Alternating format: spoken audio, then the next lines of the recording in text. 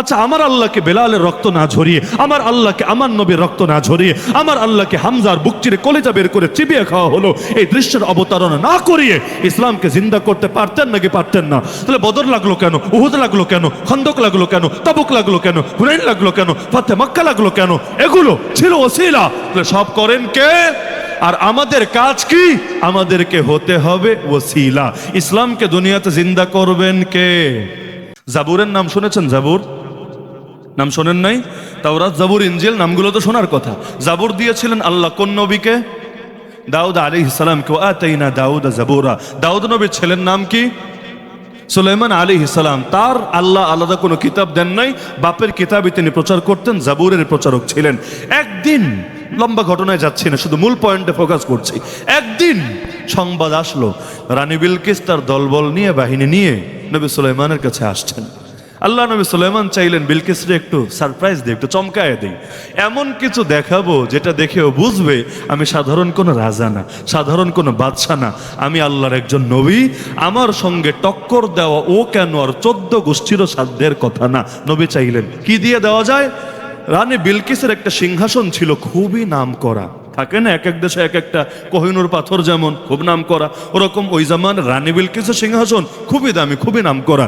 নবী চাইলেন রানী বিলকিস তো রওনা করে অনেক এগিয়ে এসেছে, ও আসার আগে ওর সিংহাসন এনে হাজির করবেন, ও আসার পর এটা ওকে দেখাবেন, মূল আগের মতো রেখে না, হালকা একটু পরিবর্তন করে ওরা দেখাবেন, ও চিনতে পারে কিনা। যদি পারে, এটা ওর জন্য এমন সারপ্রাইজ হবে, বড় বড় ওয়াজ নসিহত করা লাগবে না, এই মুআজিজা দেখেই সে সহজেই ইসলামের ব্যাপারে আকৃষ্ট হবে। যেমন আমাদেরকে আল্লাহ একটা মুআজিজা দিয়েছেন, কত সহজ, নবীরে পাই নাই, নবীর মুআজিজা আল্লাহ আমাদের মধ্যে আজও রেখেছেন, কিয়ামত পর্যন্ত রাখবেন। সেই মুআজিজার নাম কি? আমার নবীর সবচাইতে বড় মুআজিজা চাঁদ 2 টুকরা হওয়া না। আমার নবীর সবচাইতে বড় মুআজিজা আঙ্গুল থেকে পানি প্রবাহিত হওয়া না। আমার নবীর সবচাইতে মুআজিজা আলী রাদিয়াল্লাহু আনহু চোখে থুতু দিয়েছেন আর চোখ ভালো হয়ে গিয়েছে, সেটা না। আমার নবীর সবচাইতে মুআজিজা আবু বকরকে সাপে কামড়িয়েছে, থুতু লাগিয়ে দিয়েছেন, সুস্থ হয়ে যাওয়া না। আমার নবীর সবচাইতে বড় মুআজিজা ঘর ঘেরাও করেছে, হেঁটে চলে গিয়েছেন, এটা না। আমার নবীর সবচাইতে বড় মুআজিজা রাতের সামান্য সময়ে মসজিদে হারাম থেকে মসজিদে আকসা হয়ে একদম রবের সঙ্গে কথাবার্তা বলে আবার ফিরে এসেছেন, এটা না। আমার নবীর সবচাইতে বড় মুআজিজাই হলো কোরআন, যেটা নবী নিজেই স্পষ্ট বলেছেন, মা মিন নাবিয়্যিন ইল্লা উতিয়া মিনাল আয়াতি মা মিথলুহু আমানা আলাইহিল বাশার আলা ইন্নী উতিতুল কোরআন। আমার নবী স্পষ্ট বলেছেন। তো এখন আল্লাহ তাআলা নবীরে দেখার তৌফিক না দিলেও সেই মুআজিজা কিন্তু দেখার তৌফিক দিয়েছেন, যার কারণে চাঁদ 2 টুকরা হতে দেখে কয়জন কালেমা পড়েছে। আর কোরআন দেখে দুনিয়ার বুকে কত হাজার না কত লাখো লাখো বেঈমান মুসলমান হয়েছে। এমনকি যে ওমর নবীর কল্লা কাটতে বের হয়েছে, কোনো হুজুরের ওয়াজ লাগে নাই, কোনো তবলিগকারীর তবলিগ লাগে নাই, কোনো পীর সাহেবের আলাদা মেহনত লাগে নাই, সিরফ কোরআনের আয়াত পড়েই মুসলমান হতে রেডি হয়ে গেছে। এত বড় মুআজিজা আল্লাহ দিয়েছেন। তো এখন নবীর কাছে তো আছে জাবুর, নবী সুলাইমান আলাইহিস সালামের কাছে জাবুর, তো তিনি চাইলেন ওরে একটা স্পেশাল ভাবে চমকে দিবেন। তিনি তার রাজদরবারে যারা আছে জিজ্ঞেস করলেন, এই শোনো, আমি চাই রানী বিলকিসের সিংহাসন এখানে আনতে, কে এনে দিতে পারবা বলো? তো এই প্রস্তাব দিলে মানুষ আগে রাজি হবে না জিন আগে রাজি হবে? এটা তো বোঝেনি। আর নবী সুলাইমান তো খালি মানুষের রাজা না, মানুষ তো আছেই, খালি ছোট একটা দেশেরও না। ফেরাউন মিশরের বাদশা, নমরুদ এক দেশের বাদশা, অপরদিকে নবী সুলাইমান সারা দুনিয়ার বাদশা। শুধু দুনিয়াই শেষ না, জিনের বাদশা, পাখির বাদশা, পিঁপড়ার বাদশা, বাতাসেরও বাদশা। বাতাসও তার কথা শোনে, তাজরি বিআমরিহি রুখাআন হাইসু আসাব। এমনকি সব বাদ দেন, শয়তানেরও বাদশা। ওয়া শায়াতিন কুল্লা বান্নাইন ওয়া গাওয়াত। শয়তানদের বলে, এই যা সমুদ্র থেকে মুক্তা নিয়ে আয়, ওইটুক পর্যন্ত এনে হাজির করে। কি ক্ষমতা আল্লাহ তাআলা তাকে দিয়েছিলেন, কি আজীব ক্ষমতা। তো এখন তিনি যখন বলেন, কে আছো রানী বিলকিসের সিংহাসন হাজির করবা, আমি যদি আপনাদের বলি কে আছো, নিজের জায়গায় বৈশা থাইকা মাইকে সুইচ অফ করবা, কে রাজি হতে পারবেন? কে? কিন্তু 2-4টা জিন যদি থাকে আপনাদের চিবায় চাপায়, থাকতেই পারে। ওয়াজ মাহফিলকে খেলে মানুষ শোনে, জিন শোনে না? শুনতেই তো পারে, স্বাভাবিক ব্যাপার। ওদেরও তো ওয়াজের দরকার আছে, ওদেরও তো পড়ালেখার দরকার আছে। তো এখন আমি যদি বলি কোনো জিন যদি থাকে, দেখা যাবে হয়তো হাত লম্বা করে দিয়েছে, ওখান থেকে এখানে সুইচ ঠিকই অফ করেছে। তো নবী বললেন, কে আছো রানী বিলকিসের সিংহাসন আনবা? কোরআনে আছে 19 নম্বর পারা সূরা নামলের আয়াত, ক্বালা ইফরিতুম মিনাল জিন। ইফরিত মানে হলো বিশাল দেহি জিন, সহজে বোঝার জন্য বলতে পারি দৈত্য জিন। ক্বালা ইফরিতুম মিনাল জিন, এক দৈত্য জিন দাঁড়ায় বলল, আনা আতিকা বিহি ক্বাবলা আন তাকুমা মিন মাকামিক। হে নবী সুলাইমান, এই যে বৈঠকে আপনি বসেছেন, বৈঠক শেষ করে ওঠার আগেই আমি রানী বিলকিসের সিংহাসন এনে হাজির করব। খুব খারাপ অফার না। বৈঠক কয় মিনিটে চলবে? 10 মিনিট, 20 মিনিট, আধা ঘন্টা, এর মধ্যে এনে হাজির করবে। তাহলে এটাও তো বিশাল ব্যাপার না? আসলেই তো বিশাল একটা ব্যাপার। তো এখন সাথে এটাও জোরে মিথ্যা কথা বলছি, আমি এ ব্যাপারে পরিপূর্ণ ক্ষমতাবান এবং পরিপূর্ণ আমানতদার। মানে আমি শুধু চাপা মারছি না, চাপা না। তো নির্বাচনের আগে বলবো দেশ চালাবো মদিনার সনদ দিয়ে,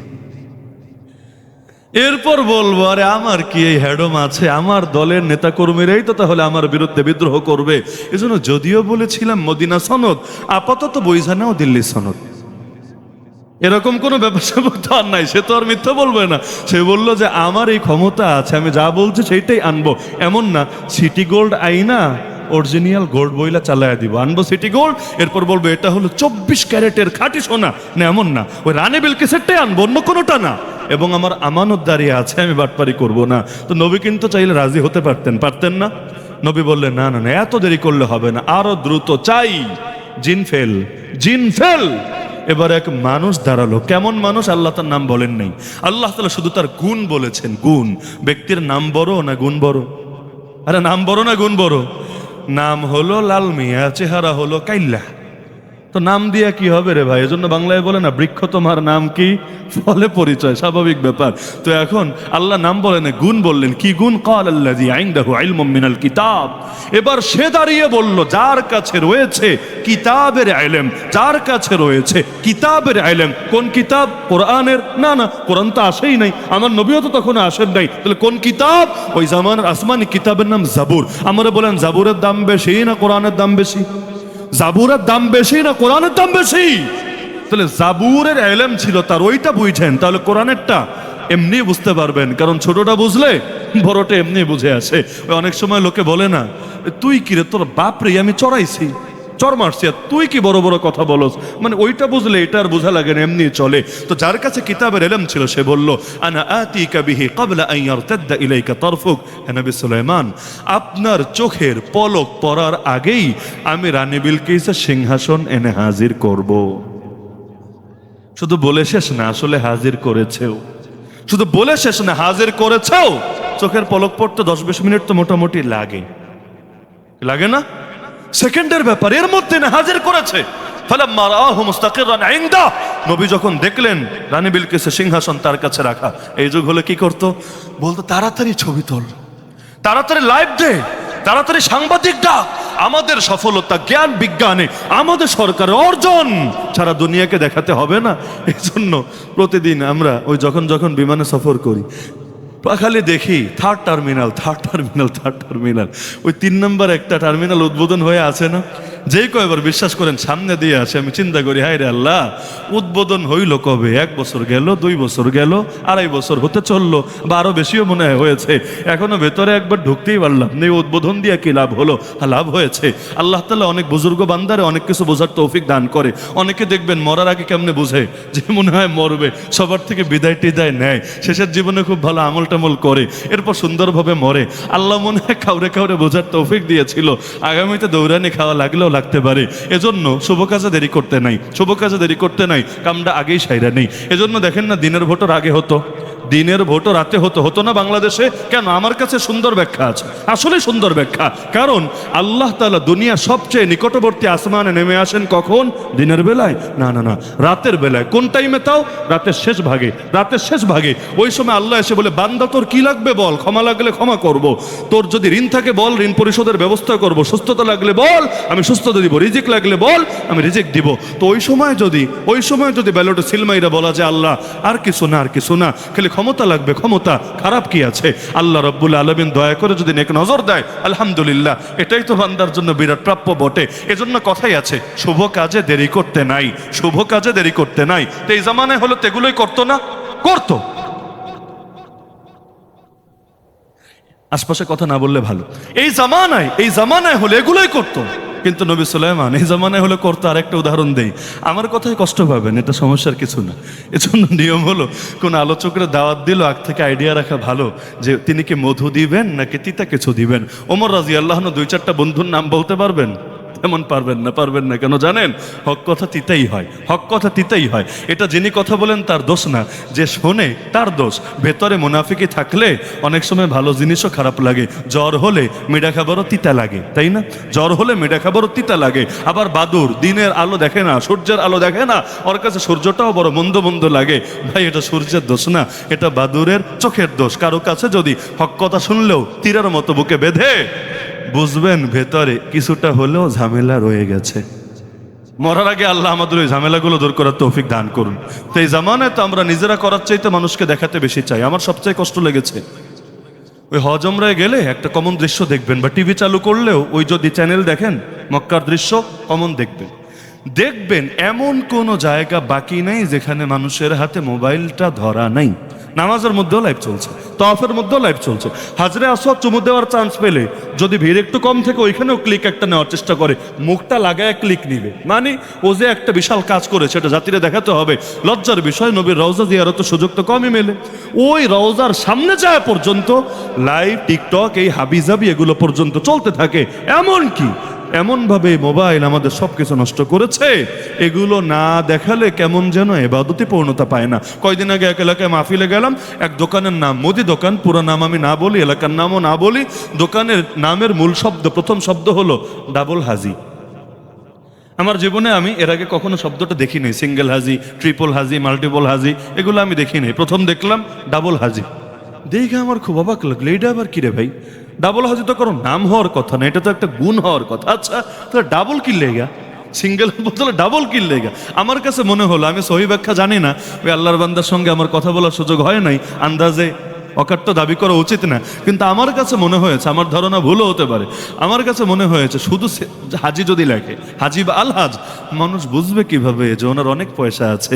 একবার না, আল্লাহর বান্দা দুইবার সৌদি আরবে গিয়েছে। এটা শুধু হাজি লিখলে তো বুঝে আসবে না, এই জন্য ডাবল হাজি, সামনে আরেকবার যেতে পারলে ট্রিপল হাজি, এরপর আরো যেতে পারলে যত যাবে সামনে লকব বাড়বে।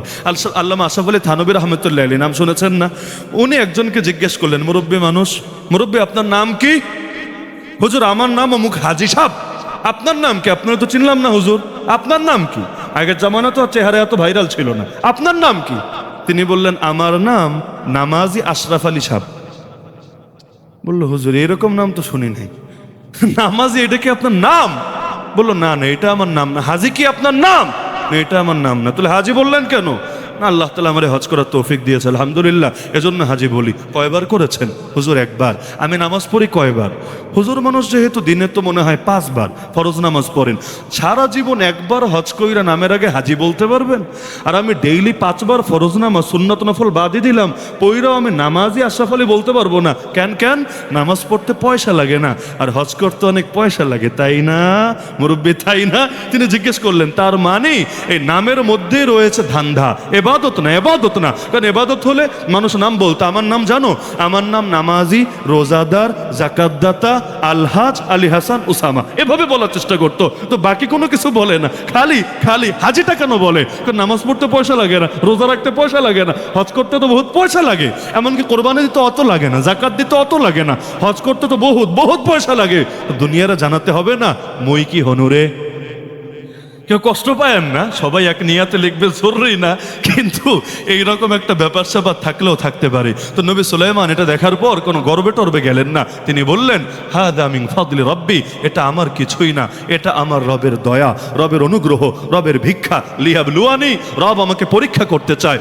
আশকুর মাগফুর, আমি কি শুকরিয়া আদায় করি নাকি আমি অকৃতজ্ঞ হই? আমার শেষ বার্তা, সব আলোচনা থেকে আমরা একটা বার্তা বোঝার কথা, মূলত সব কিছু নিয়ন্ত্রণ করেন কে?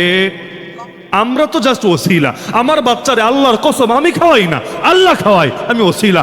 আমার বাচ্চারে আমি জীবন দেই নাই, আমি হয়েছি তার জীবন প্রাপ্তির বাহ্যিক একটা ওসিলা। জগতের মানুষ হতে পারে জাস্ট ওসিলা, মূলত সব করেন কে? আচ্ছা, আমার আল্লাহকে বেলালের রক্ত না ঝরিয়ে, আমার আল্লাহকে আমার নবীর রক্ত না ঝরিয়ে, আমার আল্লাহকে হামজার বুক চিরে কলেজা বের করে চিবিয়ে খাওয়া হলো, এই দৃশ্যের অবতারণা না করিয়ে ইসলামকে জিন্দা করতে পারতেন নাকি পারতেন না? তাহলে বদর লাগলো কেন? উহুদ লাগলো কেন? খন্দক লাগলো কেন? তাবুক লাগলো কেন? হুনাইন লাগলো কেন? ফাতে মক্কা লাগলো কেন? এগুলো ছিল ওসিলা। সব করেন কে? আর আমাদের কাজ কি? আমাদেরকে হতে হবে ওসিলা। ইসলামকে দুনিয়াতে জিন্দা করবেন কে? আপনাদের কষ্টের কথাই এবার বইলা ফেলাই, এটা অনেকের কষ্ট লাগবে আর কি। ইসলামকে পৃথিবীতে জিন্দা করবেন কে? আমরা সবাই মরে গেলে ইসলাম থেমে যাবে, আমরা সবাই বসে গেলে ইসলাম থেমে যাবে। আরে আমার আল্লাহ ল্যাংরা মশা দিয়েও তার দুশ্মনকে সাহায্য করতে পারে। আমার আল্লাহ যাকে যাকে পাখি পাঠিয়ে, কি পাখি? আবাবিল কি পাখির নাম? এটা আবার অনেকের ভাবে আর কি, চড়ুই পাখি, ময়না পাখি, টিয়া পাখি, আবাবিল পাখি। ভাই আবাবিল কোনো পাখির নাম না, ভুল ধারণা ভেঙে দেই। আবাবিল কোনো পাখির নাম না। আবাবিল অর্থ ঝাঁকে ঝাঁকে। ও আরসালা আলাইহিম তাইরান আবাবিল। তাইরান মানে পাখি, আরসালা মানে পাঠালেন, আলাইহিম মানে তাদের উপরে। তিনি পাঠালেন তাদের উপরে পাখি, কিভাবে? আবাবিল মানে একটা একটা না, ঝাঁকে ঝাঁকে ঝাঁকে ঝাঁকে ঝাঁকে ঝাঁকে। এজন্য ভুলেও ভাইবেন না আবাবিল একটা পাখির নাম। আমি নিজেও বিশ্বাস করেন ছোটবেলায় ভাবতাম আবাবিল তো আছে, ছোটবেলায় ভাবতাম আমাদের দুই কাঁধে দুইজন সম্মানিত ফেরেশতা আছে। ডান কাঁধের ফেরেশতার নাম জনাব কিরামান সাহেব, বাম কাঁধের ফেরেশতার নাম জনাব কাতিবিন মহোদয়। বিশ্বাস করেন আমি নিজে এমনটাই ভাবতাম, ওই সময় এমনভাবে প্রচলিত হলো। পরে কোরআন পড়ে দেখি হায় রে অদ্ভুত ব্যাপার, কিরামান কারো নাম না, কাতিবিনও কারো নাম না। মূলত আয়াত হলো ওয়া ইন্না আলাইকুম লাহাফিজিন কিরামান কাতিবিন ইয়ালামুনা মা তাফআলুন। নিশ্চয়ই তোমাদের দায়িত্বে নিয়োজিত রয়েছে এমন কিছু ফেরেশতা যাদের এক নম্বর গুণ হলো হাফিজিন। হাফিজিন মানে হেফাজত করে, সংরক্ষণ করে। দুই নম্বর গুণ হলো কিরামান, তারা আলতু ফালতু না, বরং বড় সম্মানিত। কিরামান শব্দের অর্থই সম্মানিত। আর কাতিবিন মানে কি? কাতিবিন মানে লেখক, রাইটার। মানে তারা যে সংরক্ষণ করে সবকিছু, খালি মাথায় রাখে, ব্রেইনে রাখে এমন না, লিখে লিখে লিখে লিখে সব সংরক্ষণ করে। ইয়ালামুনা মা তাফআলুন, তোমরা যা করো তারা তা সবই জানে। তাহলে কিরামানকে নাম হলো নাকি সম্মানিত? কাতিবিনকে নাম হলো নাকি লেখক? এমনকি মজার বিষয় কি জানেন, আরবি ব্যাকরণ কেউ জানলে বুঝবেন, না হলে একটু কেমন কেমন লাগবে। ভাষার মধ্যে এক বচন বহু বচন আছে না? আরবি ভাষায় বচন আর একটা বেশি আছে, এক বচন, দ্বিবচন, বহু বচন। এক বচন, দ্বিবচন, বহু বচন। আরবিতে বহু বচন মানে অন্তত তিন আর নিচে না। বহু বচন মানে কত? তিন, তিন, অন্তত তিন আর নিচে না। আল্লাহ বললেন কিরামান কাতিবিন, যে বললেন কিরামান শব্দটা বহু বচন, কাতিবিন শব্দটা বহু বচন। তা আরবি ব্যাকরণ সামনে রাখলে কিরামানকে একজন হবে না অন্তত তিনজন হবে? কাতিবিনকে একজন হবে না অন্তত তিনজন হবে? সর্বনিম্ন তিন, বেশি বহুত, একদম আল্লাহ যা চায় তাই হতে পারে। আল্লাহ কিছু ঠিক করে দিল না, আমরা ঠিক করে দিলাম। কাতিবিন সাহেব কেমন আছেন? জনাব কিরামান সাহেব কিয়ামতের দিন আমাদের পক্ষে একটু বইলেন টইলেন, আন্দাজে আন্দাজে নাম বানাই। আরো কত কিছু জানতাম ছোটবেলায়, লবণ খাওয়ার আগে পড়তাম হানি আম্মারি আ, এটা লবণ খাওয়ার দোয়া হিসাবে জানতাম। আর কত জাল হাদিস মুখস্থ করেছিলাম। বিদ্যানের কলমের কালি শহীদের রক্তর চেয়েও পবিত্র, নাউজুবিল্লাহ মিন যালিক। দেশপ্রেম ইমানের অঙ্গ, এটা তো বহুত স্কুলের দেয়ালেও লেখা থাকে। কয় নম্বর অঙ্গ? ইমানের ৭৭টা অঙ্গ তো শিখেছো তোমরা বাবাজিরা, এটা কয় নাম্বার অঙ্গ? অথবা ছোটবেলায় যে ইমানের ঘোষণা দিলা, আমানতু বিল্লাহি ওয়া মালাইকাতিহি ওয়া কুতুবিহি ওয়া রুসুলিহি ওয়াল ইয়াউমিল আখিরি ওয়াল কদরি খাইরিহি ওয়া শাররিহি মিনাল্লাহি তাআলা ওয়াল বাসি বাদাল মাউত। দেশ গেল কই রে ভাই? আবার কোন দেশ? কোন দেশ? ৪৭-এর আগেরটা না ৭১-এর আগেরটা না ৭১-এর পরেরটা? নাকি ইমানও আবার কয় বছর পর পর অ্যান্ড্রয়েডের মতো আপডেট হয়, আইওএস এর মতো আপডেট হয়? ৪৭-এর আগে পুরোটা মহব্বত করে ইমানের অঙ্গ। যদি তুমি পুরোটারে মহব্বত না করো তুমি বেঈমান। আর ৭১-এর পর এখন আবার ইমান রে কাইটা ফেলতে হবে। ওইটারে মহব্বত করলে তুমি বেঈমান, আর এইটারে মহব্বত না করলে তুমি বেঈমান। ৭১-এর পর আবার কাটতে হবে ওইটারে মহব্বত। এইরকম ভাগাভাগি করে কোনো সুযোগ আছে নাকি? নাউযুবিল্লাহি মিন যালিক। হ্যাঁ, এখন বলবেন দেশকে কি মহব্বত লাগবে না? সেটা ন্যাচারাল ভাবেই মানুষ করবে, কারণ দেশের খালেক কে? এই মাটির স্রষ্টা কে? আল্লাহর সৃষ্টিরে আল্লাহর বান্দে এমনি মহব্বত করবে। মহব্বত করি বলেই তো আলো জ্বালাতে চাই, মহব্বত করি বলেই তো ইসলামের রঙে রাগাতে চাই। কারণ ইসলাম না আসলে এই দেশে শান্তি আসবে না, ইসলাম না আসলে এই দেশে মুক্তি আসবে না। কারণ ইবলিসের হাতে শান্তি নাই, শয়তানের হাতে শান্তি নাই, নরেন্দ্র মোদীর হাতে শান্তি নাই, ট্রাম্পের হাতে শান্তি নাই, নেতানিয়াহুর হাতে শান্তি নাই। শান্তি একজনের হাতে, সুখ একজনের হাতে, সমস্ত কিছু একজনের হাতে। তিনি কে? সুতরাং তারে নারাজ করে শান্তি পাওয়া যাবে না, আর তিনি রাজি হলে অশান্তিতে থাকা লাগবে না। সব কথার মূল কথা, সব করেন কে?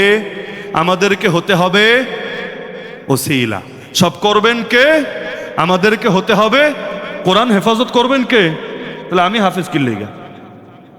কোরআন হেফাজত করবেন আল্লাহ। হাফেজ মানে হেফাজতকারী, হাফেজ শব্দের অর্থই হেফাজতকারী। কোরআন হেফাজত করবেন কে?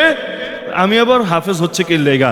আমি ইনশাআল্লাহ আমার সিনাকে বানাবো ওসিলা, আমার কপাল খুলে যাবে। আগামী দিন ইসলামকে বিজয়ী করবেন কে? তাহলে খালেদ বিন ওয়ালিদের কাজ কি? তাহলে অন্যান্য সাহাবীদের কাজ কি? তারা হবে ওসিলা। কারো হাতে বিজয় না, নবীর হাতেও বিজয় না। বিজয়ের মালিক কে? আমি আপনাদেরকে এই দাওয়াতটাই দিতে চাই, আসেন না আমরা আগামী দিনে ইসলামের বিজয়ের ওসিলা হই। রাজি আছেন ইনশাআল্লাহ? একদিন না একদিন এদেশের আকাশে কালেমার পতাকা উড়বে উড়বে, একদিন না একদিন গোটা পৃথিবীর প্রতিটা ঘরে ঘরে আমার নবীর আদর্শ প্রবেশ করবেই করবে। আপনি বলতে পারেন এত কনফিডেন্স পেলেন কিভাবে? কনফিডেন্স পেয়েছে কোরআন থেকে। আল্লাহ বলেন ওয়ালা তাহিনু, মনোবল হারাবানা, ওয়ালা তাহজানু, দুঃখ করবা না, ওয়া আনতুমুল আলাউন, তোমরা ঈমানদাররাই হবা বিজয়ী, ইন কুনতুম মুমিনিন, যদি প্রকৃত মুমিন হতে পারো। কনফিডেন্স পেয়েছে নবীর হাদিস থেকে। নবী বলেন ইন্নাল্লাহা জাওয়ালিয়াল আরদ, আল্লাহ গোটা জমিনকে আমার সামনে সংকুচিত করে তুলে ধরলেন। ফারাআইতু মাশারিকাহা ওয়া মাগারিবাহা, আমি পৃথিবীর পূর্ব থেকে পশ্চিম সব দেখেছি, বাংলাও দেখেছি, আমেরিকাও দেখেছি, গোটা জমিন পূর্ব থেকে পশ্চিম সব দেখেছি। শীঘ্রই আমার উম্মতের রাজত্বই পুরো অঞ্চলে পৌঁছে যাবে। আমার নবী বলেন শহর বা গ্রামে, কাঁচা বা পাকা, এমন একটা ঘরও বাকি থাকবে না যেখানে আমার আল্লাহ ইসলামকে নিয়ে প্রবেশ করাবেন না। তো নবী যেহেতু বলেছেন, আল্লাহ যেহেতু ওয়াদা দিয়েছেন, ইনশাআল্লাহ ইসলামের বিজয় কেউ থামাতে পারবে না। যদি ইসলামকে কেউ থামাতে পারতো আমার নবীর ওয়াফাতের পরেই থামায় দিত। যদি ইসলামকে কেউ দমাতে পারতো সাহাবা যুগের পরেই ইসলামকে নিশ্চিহ্ন করে দিত। যদি ইসলামকে কেউ পৃথিবী থেকে সরাতে পারতো, ইমাম আবু হানিফা লাশ হওয়ার পরে, ইমাম আহমদ জেলে মাইর খাওয়ার পরে, ইমাম শাফি জেলে ঢোকার পরে, ইমাম মালিক মদিনার অলিতে গলিতে তার মুখে চুনকালি লাগিয়ে ঘোরানোর পরে, এমনকি ইমাম ইবনু তাইমিয়া কারাগারে লাশ হওয়ার পরে ইসলামের নাম নিশানা হারায় যেত।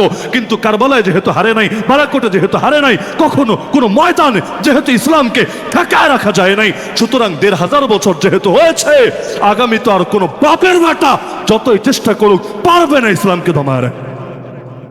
যেই দিনের বিজয়ের দায়িত্ব আল্লাহ নিয়েছেন, সেই দিনকে দমাবে কিভাবে? আমাদেরকে মারতে পারবে, আমরা মরলেই বাকি আসবে যাবে। আরে আমার গাল নবীর গালের চাইতে বেশি দামি না? নবীর গালে যদি দিনের জন্য চল লাগতে পারে, আমার গালেও লাগতে পারবে। আমার গলা নবীর গলার চাইতে বেশি দামি না? যদি আল্লাহ নবীর গলায় নামাজ পড়া অবস্থায় চাদর পেঁচিয়ে শ্বাসরোধ করে হত্যা করার চেষ্টা করা হতে পারে, তা আমার গলায় চাদর পেঁচালেই বাকি আসবে যাবে। আরে আমার দাঁত নবীর দাঁতের চাইতে বেশি দামি না? আল্লাহ নবীর দাঁত যদি জিহাদের ময়দানে শহীদ হতে পারে, আমার সব দাঁতও দিনের জন্য কোরবান হতে পারবে। আমার পেট নবীর পেটের চাইতে বেশি দামি না? যদি জিহাদের ময়দানে ক্ষুধার চালায়, আমার নবী তার পেটে পাথর বাঁধতে পারে, আমার পেটে পাথর বাঁধলেই বা কি হবে? আমার আঙ্গুল নবীর আঙ্গুলের চাইতে বেশি দামি না? আরে আল্লাহর নবীর আঙ্গুল যদি জিহাদের ময়দানে দিনের জন্য কাটা যেতে পারে, আমার আঙ্গুল না আমার কল্লা প্রয়োজনে কাটা যেতে পারবে। আমার বাপ চাচা নবীর বাপ চাচার চাইতে বেশি দামি না? আল্লাহ নবীর আপন চাচা সাইয়্যিদুশ শুহাদা হামজার বুক চিরে কলিজা বের করে চিবিয়ে খাওয়া হয়েছে। তো দিনের জন্য যদি আমার ফ্যামিলি কোরবান হওয়া লাগে, হবে। দিনের জন্য যদি হাতে হাত করা পড়া লাগে, হবে। দিনের জন্য গোটা পৃথিবীর বিরুদ্ধে যেতে হয়, তাতেই বাকি সমস্যা হয়েছে। যেই দিন আল্লাহ দিয়েছেন, নিজের জীবনের শেষ রক্তবিন্দু দিয়ে হলেও সেই দিনকে হেফাজত করে যেতে হবেই হবে।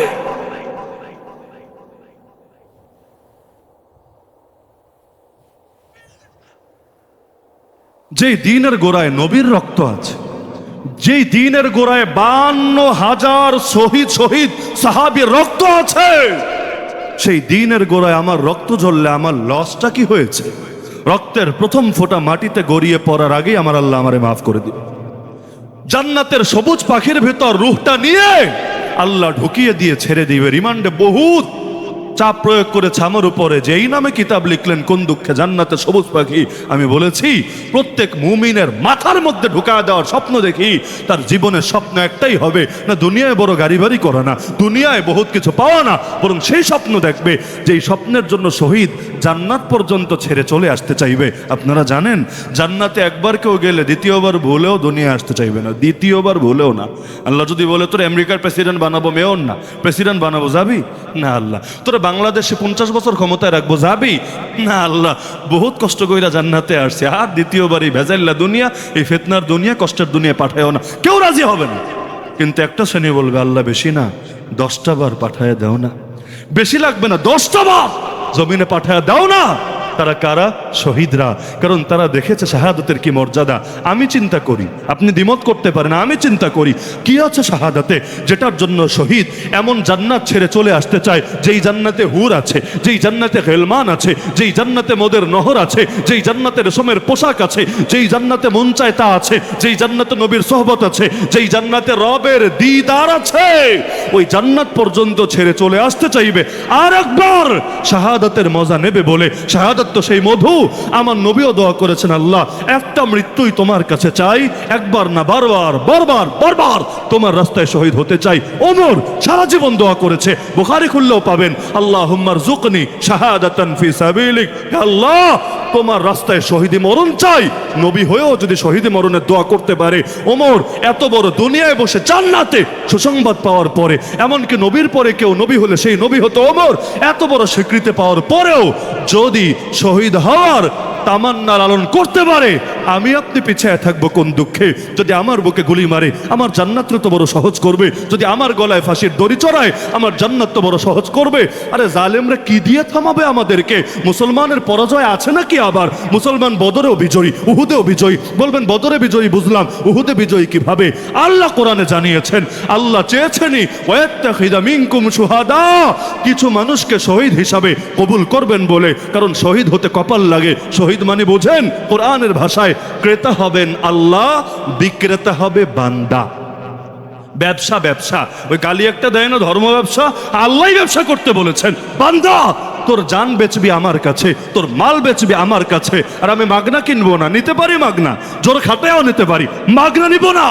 আমি নিব জান্নাত নামক মূল্যের বিনিময়ে। কে জানেন না সূরা তাওবার এই আয়াত, ইন্নাল্লাহা আশতারা মিনাল মুমিনিনা আনফুসাহুম ওয়া আমওয়ালাহুম বিআন্না লাহুমুল জান্নাহ। এমনকি 28 পরে সূরা সফ খুলে দেখেন, সেখানেও ব্যবসার কথা। ইয়া আইয়ুহাল্লাযীনা আমানু হাল আদুল্লুকুম আলা তিজারা মানে বিজনেস, তুনজিকুম মিন আযাবিন আলীম তুমিনুনা বিল্লাহি ওয়া রাসূলি ওয়া তুজাহিদুনা ফি সাবিলিল্লাহ বিআমওয়ালিকুম ওয়া আনফুসিকুম। এজন্যই তো উহুদের ময়দানে সাহাবী বলে, ছাড়ো আমাকে, উহুদ পাহাড়ের পেছন থেকে সুঘ্রাণ পাচ্ছি জান্নাতের। তাহলে মুমিনের লস কিছু আছে নাকি? তা আমি আপনাদেরকে শুধু এই দাওয়াতটাই দেই, সব করবেন কে? আমরা হব ওসিলা, করবেন আল্লাহ। এই 28টা বাচ্চা, ওরা কোরআনের মূল হেফাজতকারী না। হেফাজতকারীকে ওয়া ইন্না লাহু লাহাফিজুন, আমি আল্লাহই হাফেজ সাহেব। এনা হাফেজ মানে হেফাজতকারী, তাহলে ওরে হাফেজ বলি কেন? ওসিলা ওসিলা ওসিলা। ইসলামকে বিজয়ী করবেন আমরা হবেন না? দ্বীনের জন্য খালেদ বিন ওয়ালিদ হওয়া লাগলেও রেডি থাকবেন, দ্বীনের জন্য বেলাল সুমাইয়া হওয়া লাগলেও বুক পেতে দিয়ে রেডি থাকবেন। দুই হালতই আমরা রেডি ইনশাআল্লাহ। রক্ত দিতেও রেডি, দ্বীনের জন্য প্রয়োজনে বাতিল অপশক্তির সঙ্গে লড়তেও রেডি। রাজি আছেন ইনশাআল্লাহ? আল্লাহ সবাইকে কবুল করুন। রাজশাহী, রাজ মানে রাজত্ব, শাহী মানে আবার শাহেন শাহী। নামটা কি খেয়াল করছেন? খেয়াল করেন নাই? রাজমানি রাজত্ব না, নাকি গোলামি? রাজমানি দাসত্ব, রাজ আবার শাহী, ওই শাহেন শাহী। এজন্য বাদশারে শাহেন শাহ বলে না, শাহেন শাহ। তাহলে আপনাদের নামের মধ্যে তো ডাবল রাজত্ব আছে। যেই জাতির নামেই রাজত্ব আছে, ওই জাতির গোলাম বানায় রাখবে কিভাবে? সম্ভব না ইনশাআল্লাহ। এই যাতে দিল্লির গোলাম হবে না, ওয়াশিংটনের গোলাম হবে না। গোলাম আমরা একজনেরই, নাম তার, জীবনও তার জন্য, মরণও তার জন্য। তিনি যদি কবুল করেন এটাই যথেষ্ট আমাদের জন্য। আল্লাহ আমাদের আজকের এই মাহফিলকে কবুল করুন। আমরা এখানে যারা উপস্থিত আছি, মৃত্যুর আগ মুহূর্ত পর্যন্ত দ্বীনের খেদমতে অটল এবং অবিচল থাকার তৌফিক দান করুন। যারা দিলে বড় দুঃখ পেলেন, আল্লাহ তাআলা আপনাদের ঈমানকে মজবুত করে দিলের জ্বালা উপশম করার ব্যবস্থা করুন। আর যে 28 জন ছাত্রের মাথায় সম্মানের পাগড়ি পরায়া দেওয়া হলো, চিরকাল কোরআনকে ধারণ করে কিয়ামতের ময়দানে নূরের মুকুট লাভ করার তৌফিক দান করুন। আমিন। ওয়া আখিরু দাওয়ানা আনিল হামদুলিল্লাহি রাব্বিল আলামিন। সবাই দুরূদ শরীফ পাঠ করি।